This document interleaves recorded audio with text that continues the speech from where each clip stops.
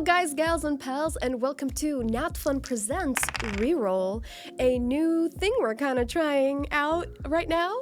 It's... You see how nerve-wracking it is? You make fun of me all the time. It wasn't nerve-wracking until I bullied. turned around You and looked I at me looked just you. watching you anxiously. Yeah, that's what every episode of Nat Fun is. Well, you were just looking like you were ready to say I told you so. Oh, that's me all the time. You're doing great. Keep going. Thank you. You're doing fantastic. I know I am. I rolled a 16 on that intro. This is REROLL. What? Keep going. I'm the DM here. All of us as dungeon masters masters part are of saying me. that Mimsy is saying dungeon master. REROLL is a show where I sit down with your favorite DM and talk about the episodes we just filmed. I let Tommy take over for this. So it's going to be just a little sit-down chat. We're going to look back at some past episodes, give our thoughts, kind of what was going through our mind at the time. We know that we are at a point now in the campaign where things are going down. It is intense. Yeah. It is wild. I'm so excited. Last Yeah? episode was crazy. Yeah? So good. I wish I was there. What was that bit? You were there, Tommy. No, you've got that blue-haired person there. I don't know who that is. Oh, you're right. Your hair's a different color now. And so you're a different person. This guy's self. I have a performance costume. And it's, I guess, another chance to just kind of get to know some of us a little bit, not in the scenario. Because whenever we do a table talk, it's right after an episode, and everyone is stressed. Yes. Not to lift my brain hurts because of the episode. I cast bending. But now we've had time to think back. I feel really bad because after every single table talk, the energy of people is just... I love it because obviously you guys are invested, but I feel really bad because I'm like, DMs, we've all done this. At the end of a game, hello, this camera.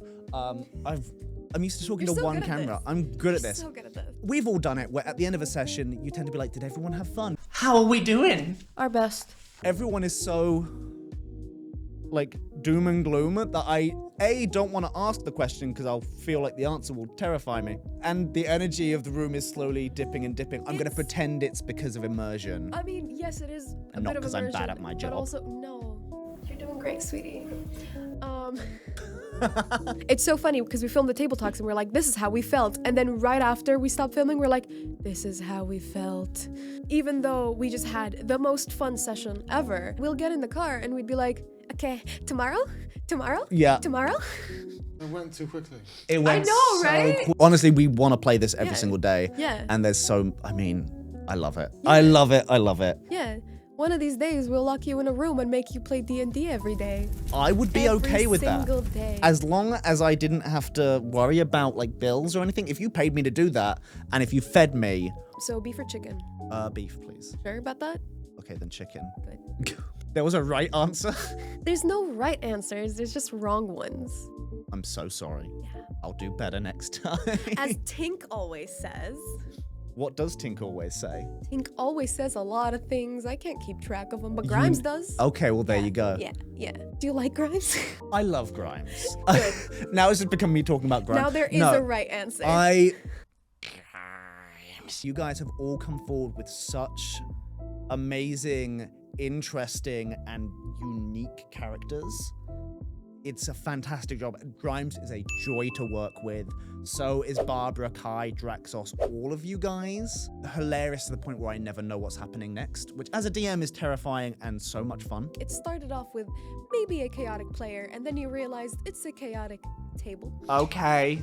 Yeah. We are the Mimics! In between episodes, like as we're setting up, as we're getting ready, I will give little notes like, hey guys, remember this, like don't forget these abilities. And I've always been pushing the narrative of the world is completely open, do what you guys want to do. There are moments when you guys start doing that, start being like, oh, we can do what we want. And each time it happens, they get worse and worse and worse for me in the best way possible. It is harder and harder to prep for you guys. Kind of makes my job easier, but it really starts going into improv at this I point. enjoy doing that too. I enjoy doing it. Please keep doing it. Never stop trying to surprise me, because that's the fun. I like doing the sandbox.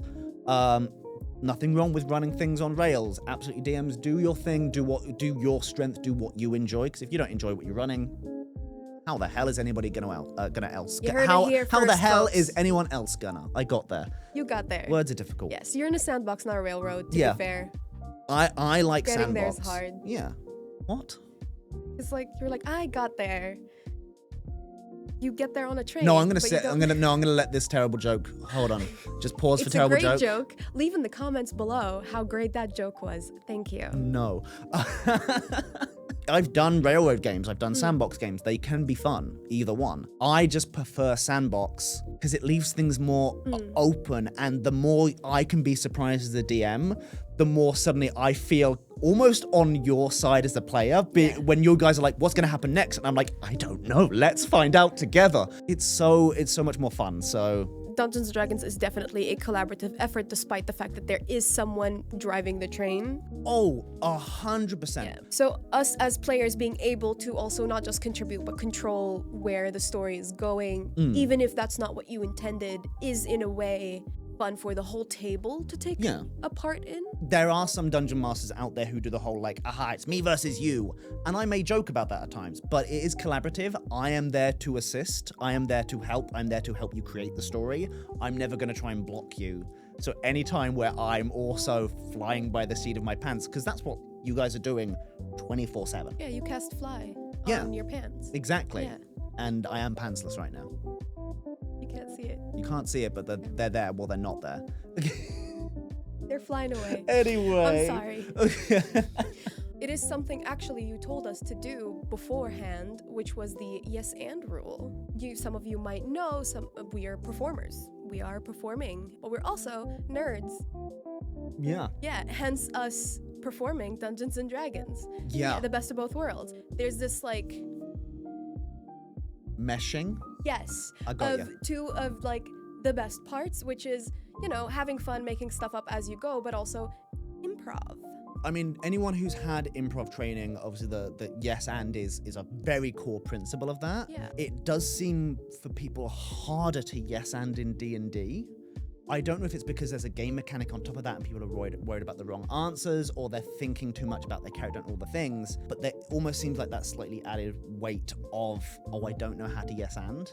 And once you start clicking with that, suddenly the world opens up and you can just start throwing in anything.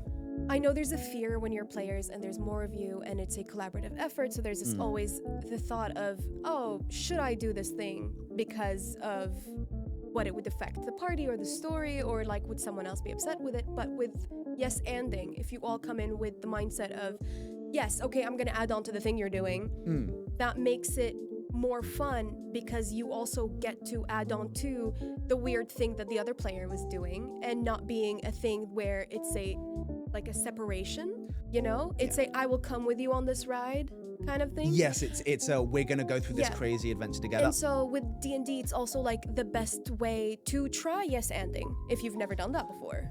I think those two things kind of mesh. If you are learning improv or even learning acting, play D&D. Yes. If you're playing D&D and want to get better at D&D, take an improv class. They're fantastic. One of the things you have to shake off very quickly is doing things wrong or answering something wrong. That there is no wrong answer in improv. It's kind of a turn your brain off and just say the thing. Yeah. If you view it too much as a game, you're worried about making the wrong choices or saying the wrong things, or it is collaborative, letting down your team. If ever someone makes a mistake or does something weird or messes up in the game as their character, go with it. It's so fun when something goes wrong. Truly, the second someone takes the lead and just goes, I'ma do a thing, then everyone just runs with it. What's your favorite I'ma do a thing moment? Oh, there's a few. One that comes to mind is when Draxos went up to Tozak with the knife. I'm gonna storm straight towards him, barging people out my way, Oh, absolutely. Hey! and I'm gonna take out my dagger, Yeah. go behind him, and just put it up to his neck. When this is all said and done, I'm gonna finish what I started, and just kind of like give him a little prick, A little nick. and then put it back and let him go. That was a fight. That was designed to be a fight. You guys were gonna go find Tozak, fight Tozak. Oh, will you look at that? And I set it up that way because I knew what Draxos was going to do. I guess healing word. And then you all dove in, and suddenly from one moment of improv of I've taken the lead and done this thing, which I guess is the wrong thing, no wrong answers, suddenly you've healed the guy, you guys have gaslit, suddenly Barbara has cast an unseen servant to clean his hands, and this whole massive thing cascades. I send my unseen servant, goes over with a tissue and cleans his wipes hands. it off? Yep. It is crazy that we all passed the I gaslight then, check. I then throw out my notes for that encounter. Yeah. So Hi, what- Kozak! What were you saying? Yeah. Hey, buddy. Tozak is designed to be this character who keeps turning up and being like, I'm terrifying, I'm stronger than you, I'm gonna beat you into submission so you guys have to flee and be in fear of me. Nope, you guys just annoy him. I'm getting a migraine. Okay. I don't want you near me. Okay. These characters came in and sidelined him and all his ideas, and he just feels like an angry parent at this point with a child who won't get off the couch. He does feel like he's become an honorary 5th member, unwittingly so. Yeah. Yeah. And he hates you guys, but the thing is, you guys like hate him. Oh, we love to hate Yeah. him. We hate to love him. I feel like you guys get annoyed but also excited whenever he turns up, and that terrifies me. Yeah, we have discussed so many times wanting to go back, if we should go back and find Tozak. There's been many times where we have to do something and we're just like, about Tozak, do we try? And it's like we enjoy And I'm not privy seeing to him. these conversations, by the No. way. They have a secret group, which I Yes, love. we have multiple secret Khyle-less group. Yeah, they've thrown me through a loop with those secret groups before. Yeah. Tozak is designed to want to fight you guys. He Yes. also loves fighting and wants to be strong. So Yeah. he sees Draxos, who is also the same, and he's going to keep trying to push. And you guys keep stopping that happening. And it's so funny. Every time he hates you guys, and every time he tries to rile up Draxos. No, he hates you guys. But every time he tries to rile up Yeah. Draxos, you guys step in and rile up Tozak. Yeah. Oh, and he then has you, nightmares of us. Yeah. Yeah, and you absolutely. distract him. Okay, God. We'll start with this, and then maybe we'll go back to episode 1 and We're work our gonna way sit through. here for 30 hours and watch every single episode and react in real time. And you're going to sit there and enjoy it. Yes, ignore the YouTube runtime. I'm gonna take something from each ear. And then you hear more vehicles coming. What are you guys doing in this moment? Fun, scary moment. Wait. Yeah. Did you bring I him thought the we were coffee? gonna talk. I didn't know he was gonna. You were brewing the coffee. Like, just as it comes around the corner with an axe, you hear a ding from the coffee machine. It's ready. So, I respectfully, I want to go over to you, take the mug of coffee, and just smack him in the head with it, and then I'm like, run, and then we all go. Yeah. You know what? Yeah. I'm gonna be ready. Like it'll ding. I'm gonna pass it to you, and you can. Smack Yeah, absolutely. In an amazing moment, you just hear ding. I'm not even gonna make you roll for it. It goes, ah!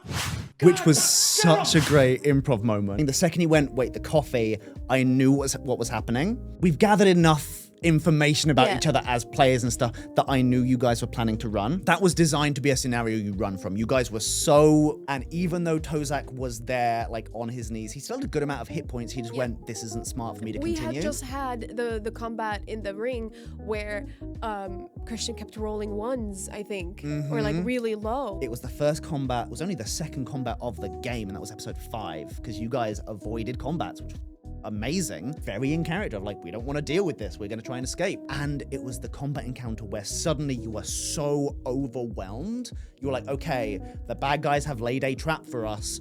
We cannot escape. The deck is stacked against us. Get out. Yeah. Yeah. You somehow survived it through some luck. Draxus did so bad. And then you sensibly did the thing of, oh, we gotta run. Beautiful improv moment by Christian. And then you got to do the really, really fun chase scene. What skill are you using to navigate through this chase, and how? I like running chase scenes that way. It was originally designed for exploration. You don't do a huge amount of this in this kind of style game because it's all in one city that you kind of know.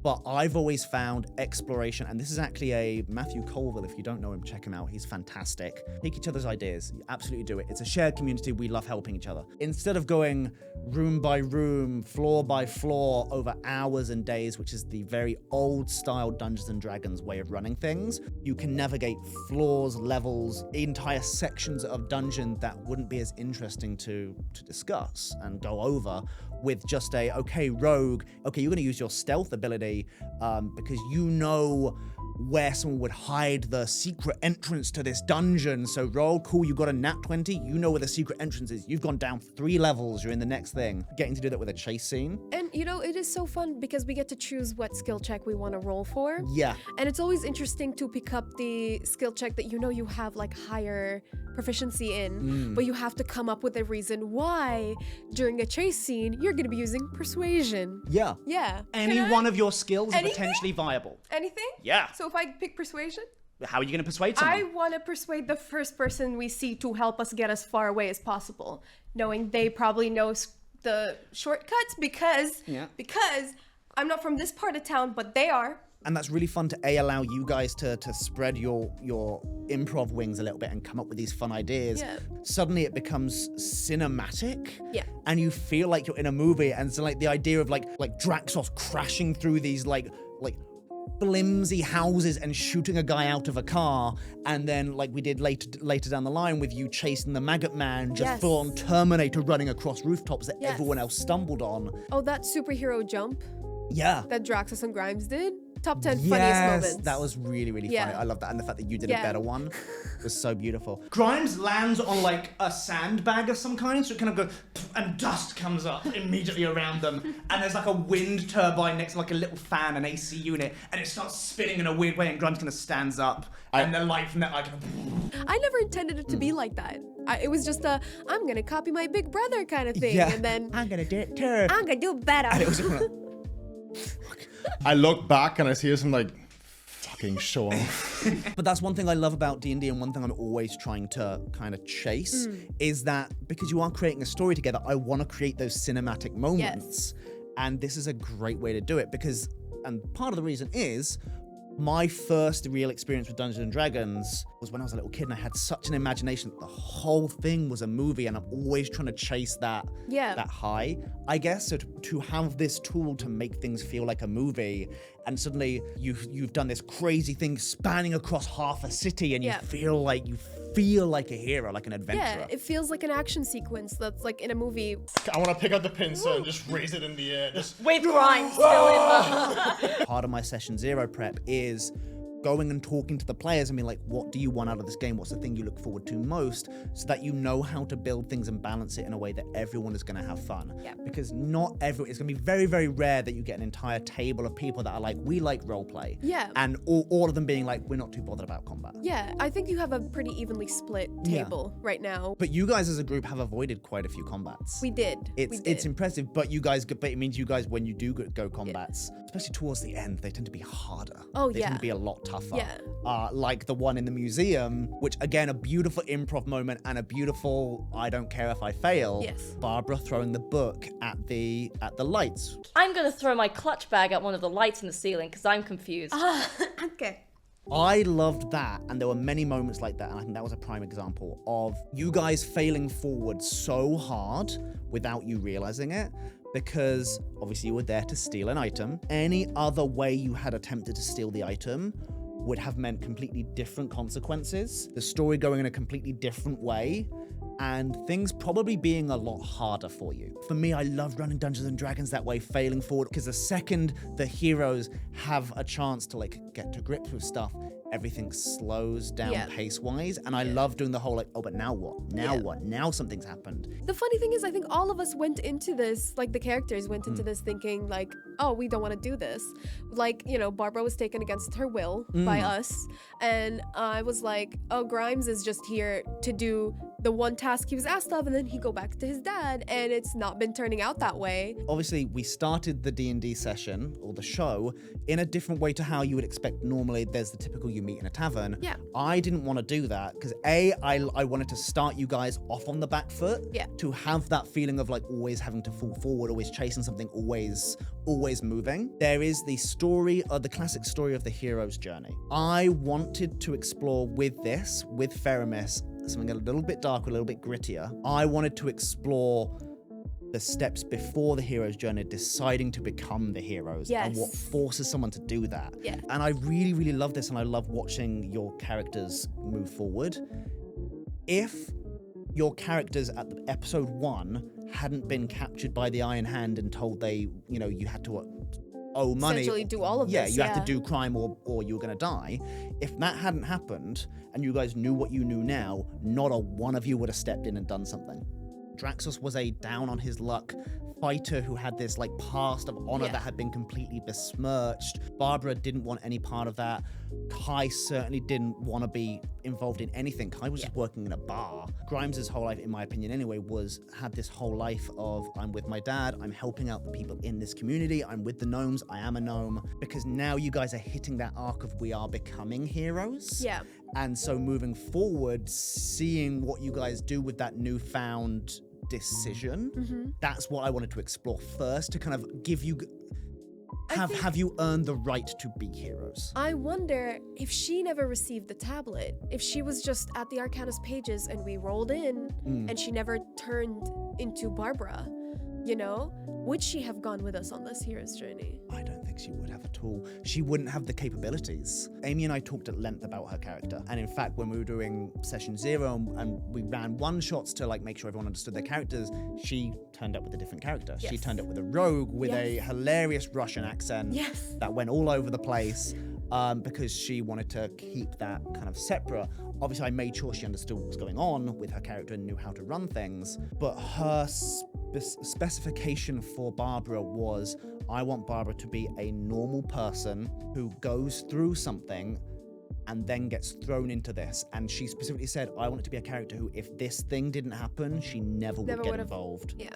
And you guys did a great job giving her reasons, and she gave herself great reasons to be dragged along on this adventure. I'm Barbara May Smith. Sorry, I was deep in the 5th page of the 7th book I've read today. We collaborated on what happened to her. Yeah. She never knew exactly, but I had described to her that she had come across this thing. Yeah. And she had mentioned her holding it to herself. Yeah. For warmth, because it's nice and warm. So it was really, really nice taking her idea and collaborating her with that, on that, and then going, all right, now I get to go and run with this. And always, again, DMs, always collaborate with your players, always find ways to make something work.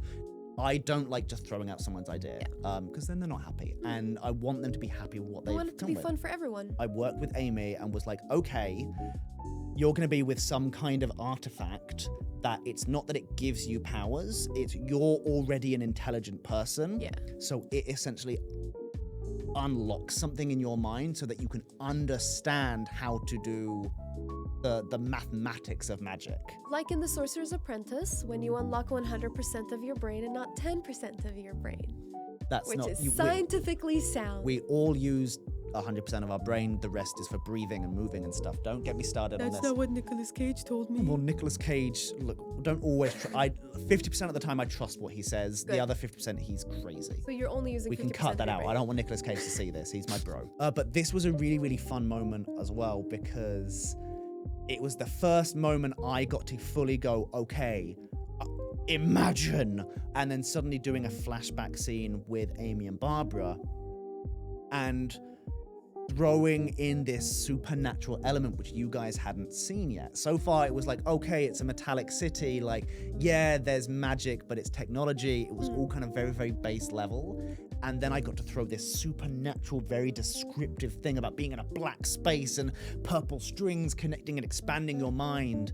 So that was a real nice gear shift, I think. It's also very interesting because it's a world where magic is so scarce that to see something that is so supernatural. Even though your characters didn't see it, but the players got to see it. Yeah. And one of the reasons I had for that was to give Barbara and Amy a bit more insight into what happened. Even though afterwards I say, you don't remember any of this. Yeah. because that's a fun thing to do, to be like, oh, this happens, but you don't know it. Yeah. It's so nice to sometimes show someone, like, as if it were a movie, describe a different scene that none of them are there for, Yeah. and then just have the players go, oh. Don't worry about it. Yeah, don't worry about it. I've said that about one it. too many times in this campaign, Kyle. That's actually advice that you gave us that I have taken into almost every episode that I do enjoy, and it's the find a reason for your character to want to. That you may want to do something, but like, for example, Grimes just wants to go back to his dad, but Yeah. Tommy, I want to explore the upper city when we went to the gala. Yeah. And I had to think really hard, why would Grimes want to go? And that's how I usually approach my characters also, of the not what will Grimes do, it's a why would Grimes do that? Yes. Yeah. Well, this kind of goes off, and we've had this discussion. Oh, my character would never do that, or I'm just doing what my character would do. The idea that I'm playing a character that only does a set number of things is wild. Yes. Because anyone is capable of doing anything, and it's not that you at no point did you say Grimes wouldn't. Yeah. Grimes wants to do this. Yes. So all I've got to do is find a reason why. Yeah. And in the finding the why, it will be extreme enough. I remember years and years ago when I was acting, I was working with someone who like their character had to get angry or something, and they fully did my character would never do that. Yeah. And the director was like, firstly, yes, they would. It's written in the script. Yes. Secondly, anyone is capable of anything. Yes. Thirdly, once you find the reason why your character would get angry, then you found the scene. Yeah. And so she had to do some work and figure out a workaround, and went to a truly insane place to why she would get angry, and the scene was beautiful. That's really good advice. Yeah, find the reason why, because then you'll find some real meat there. Yes. And speaking of the gala, Yes, for this moment, I remember for the gala specifically, I warned the cast, I warned the players, hey, there is this big gala event happening. All kinds of characters, so many people are gonna be there, and so many things could happen. If you guys sit back, I will just spend the entire episode narrating what happens at this gala. For Amy to take that moment and go, I'm turning into an elf. Because I cast Alter Self. Immediately set the tone of, uh-oh, and then all of you kind of just run and start doing it's stuff. funny because I felt the gala was just from that moment on was a uh-oh. Yeah. From seeing the lady who threw the wine. That was such a great character just throw in Absolutely. there. My And, favorite NPC so far. Anyway, I'm gonna go spill champagne on a bitch. Excuse Okay. me. Go, girl. and she was thrown in randomly. Yes. Because Amy was in a dress, ran into the bathroom, turned into a different dress. And partly it's me having fun and me wanting to join in the improv. I throw in someone because it's just fun. Yeah. And it allows me to yes and your moments Yes. and be like, no, this is okay, keep going. And it And- means you can get information from that person. From Barbara turning into an elf, from the lady with the wine, from throwing the clutch at creatures that we previously thought were just light bulbs. Every single choice has been I'm the smartest person in the room and I keep making the wrong choice thing. Yes. And it has been absolutely hilarious. But all of you did that at the gala. That was a prime example. Sometimes it's just fun to set up a situation. Yeah.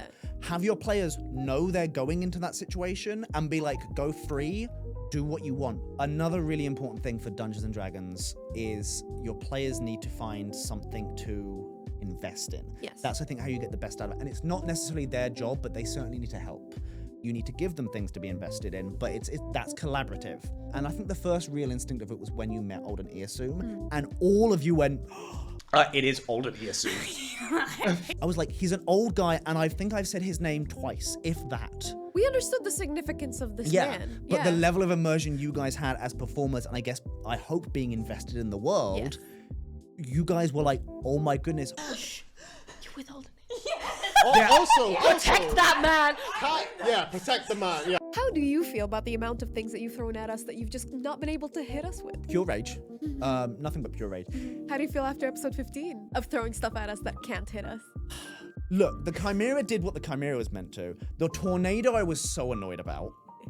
the air elemental, because it was meant to be like do this terrifying thing. Its main like recharge ability, which was going to throw people up in the air and make you take loads of fall damage, it didn't get to do. That was so annoying. Luckily, because of Lady Camilla, because you'd met Lady Camilla, has spoken to her in the right way, had set things up where she was like, I'm willing to help you if you owe me a favor. Yep. Let's do this. Managed to turn the tables a little bit so the fight was not fair, slightly fairer. Yeah. DMs all across the world will have this. You'll set up an encounter and be like, yes, this will be deadly. And then they just trounce through it. And then there'll be other times where you'll set up an encounter and be like, well, this is just like a goblin named Steve, and he will just cakewalk, just murder everybody. Yeah. I had that prepared for if you guys were doing too well. That was also a really fun thing to add in with the fan mechanic of like, oh, the fans love you. Yeah! They're going nuts. We want more. The kobold is fully just like, I love you, Traxxas.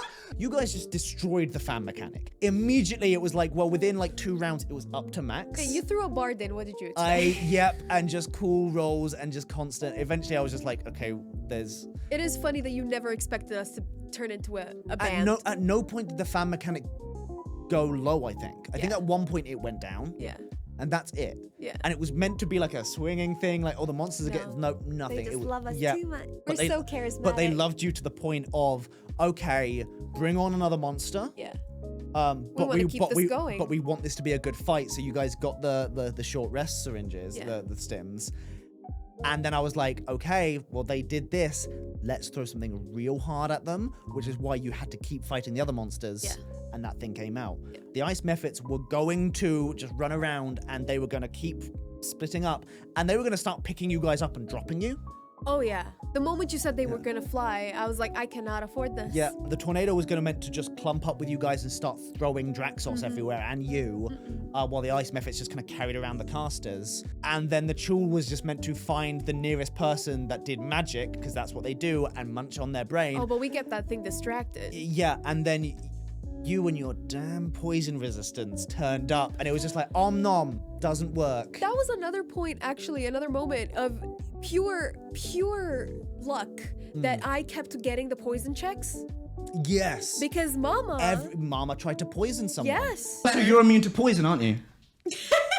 I'm sorry, what? And it was a random roll to see which, because Mama, that was going to be a little show of like, she is kind of insane. She was Yeah. going to poison one of you, and you got the tea, you got the cup. I'm the poison. I'm a human. So many little things like that are really, really fun. Actually, I'm going to ask you a question. Okay. Because everyone had these characters and have had these arcs, and the way I like to craft a story with these characters, and maybe I'll drop a little hint after this. Shall I do it before or afterwards? Surprise me. I'll do it right now, and Okay. and it will be something for you to go off of. Okay. One thing, and I learned this from the TV show MASH. Beautiful TV show, so well written. The writers of MASH, when they were ending it, they decided that for a character to really, really develop, because characters all have goals, for a character to get their goal, they have to lose something. Oh, yeah. Grimes so far is exploring the world, is helping and saving their father, protecting them, but it appears is losing their innocence and maybe their humanity. How do you feel about the arc that Grimes is having so far? Honestly, it's not where I thought it was gonna go. Not in the speed in that it's going as well. You know, there were some moments where I was like, I need to start making decisions to basically take Grimes where I want to take him. But at the same time, there were a lot of things where I went into the game being like, Grimes is gonna be a good little boy, a lawfully good savior of the people, you know? I will do everything for everyone. And then things just kept happening to him. And one of the decisions that I chose for Grimes is that he kind of internalizes everything around him. And so you can see like Grimes episode 1 being like, hey, okay, cool, this is what we're doing. I guess we're fighting our friends now. Yeah. And then going to like episode 15 of like, I have to commit a murder. He's seen Mama. He's seen Tozak. He's also seen Hakatha. Yeah. You know? And it's all of these things. Like before then, it was just 2 years of just his dad, who was the nicest person he knows. Yeah, and you thought that's what life was, and No. now suddenly... No, everything is so nice in the gnome area, you know? Gnome According to Grimes, anyway. According to Grimes, because his dad is who he is, that a lot of the people that Grimes gets to interact with are not just friends of his dad, but people who owe his dad or are nice to his dad because he's a member of the community. Yeah. So to be And out that there, district especially is very community focused about helping each other because of their situation. Khyle and Tommy sat together and yapped for 2 hours and 37 minutes to be precise. Look at them. They sure do love the sounds of their own voice. My God, they're still going. And as future Tommy sat at their desk night after night, day after day, slaving away over an edit that just never seemed to get any shorter, and two ADHD adults unmedicated yapping for 2 hours and 37 minutes, they made the executive decision to just yap over their yapping. It's not like Khyle and Tommy weren't saying anything of interest or anything important. They discussed everything from Dungeons and Dragons to acting to Nicolas Cage. And boy, did they discuss Nicolas Cage. They sure do love that Cage man. They said some very interesting stuff. You've gotta just trust me on that, bro. This was ASMR brought to you by 5 a.m. Tommy on 3 days of no sleep and 17 energy drinks. Colors are now touchable. Sounds are now lookable. Nothing is real.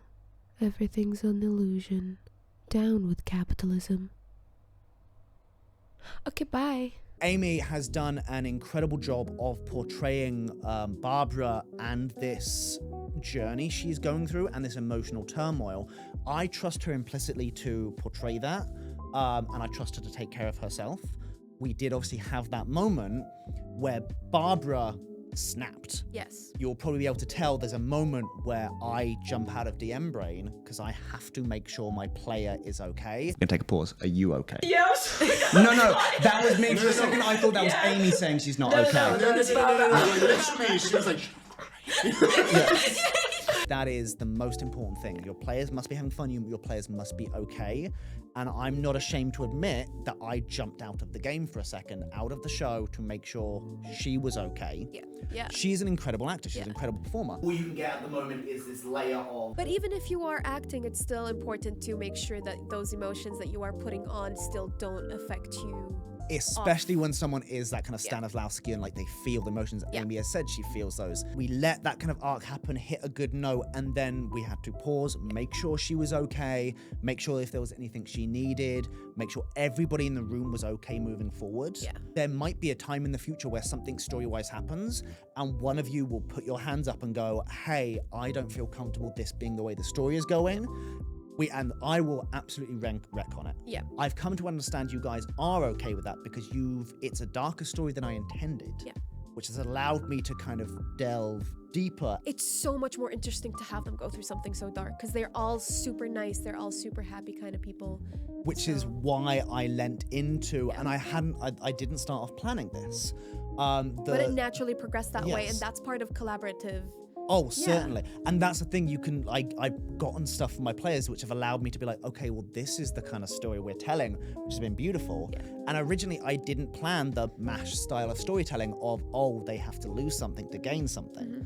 But now that we've gone down that slightly darker route, it really opens up these avenues and these possibilities where we've done some pretty wild stuff. And I can't wait to see what happens next. I agree. And speaking of how intense everything has been. And investment. The death saves. The death save. How much emotional turmoil did you put Amy through on those death saves? she had a heart attack. The nat 20s happened at the perfect moment. Yes. And that was another point where I suddenly went, oh my goodness, they're so invested. Was when Amy rolled that nat 20 on that death save. And Amy fully flying off, falling out the table, like just her head poking out. Beautiful moment of investment. Moment. It was a golden moment. It was so... That was one of those pure joy moments where I was like, oh, someone's celebrating. Let's be honest. Someone celebrated a die rolling a number. No one has gone through as many emotions as Amy has. You cry way too much in this show.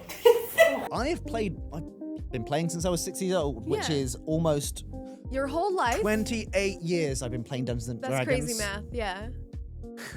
Wow, that was just Take a moment. 28 years I've been playing Dungeons and Dragons. Whew. That just made me feel weird for a second. Beautiful. You want to roll and see how many more years you're gonna. How many more years am I gonna? We brought dice, we've not rolled them yet. How many more years for Phoenix Forge dice? We're gonna ignore that. I roll with advantage. Yeah, reroll. That was That's the cocked. name of the show. Okay, these dice don't like me. These dice don't like me. See, that's a 17. That's a nice number. We're not going to say my numbers. But I've been playing Dungeons & Dragons for 28 years. Yes. There have certainly been moments of celebration for a nat 20. Yeah. Nothing as much as what you guys have been celebrating. Oh, and yeah. especially Amy in that moment. Yeah. And we've all had these. You look for those moments of the Dungeon Master where you get to go, oh, I'm doing a great job. They're invested. And that's what I get the most out of, is seeing you guys really invest. And seeing Amy jump out of her chair and fall to the ground and then cry, like almost brought me to tears. You got it!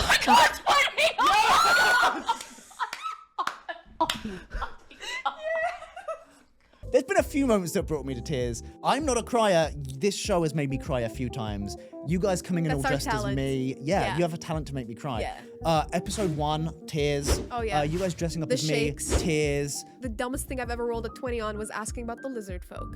The snake people. Yes. Yes. All right, make a history check. If you succeed with this. You were meant to roll a D6 or something. Yeah. And you rolled a D20 by accident and it was a nat 20. And we were just like, and it was wasted. Pray Can to I the give her the dice 20 gods. I accidentally rolled? Yeah. But you know, speaking of crazy nat 20s, Yes. liking mama?